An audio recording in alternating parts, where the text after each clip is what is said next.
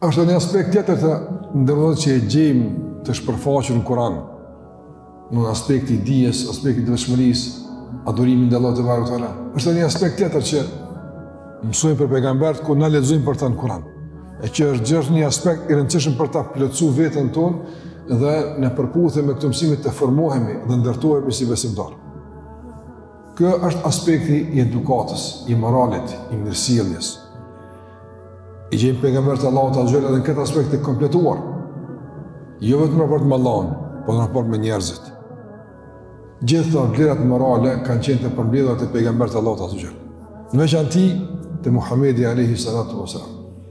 Madje pejgamberi jon alayhi salatu wasalam kur flet për qëllimin e misionit të tij dhe çka realisht ai synon me këto mësime ka thonë bu'ithu li utammima makarim al-akhlaq.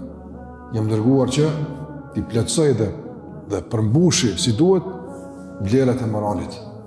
Më komari më mësu që më sill edhe njëri me tjetrin, me Allahun po gjithsesi, po edhe njëri me tjetrin. Si t'jeni të edukuar, të moralshëm, të sjellshëm në raport me njëri tjetrin.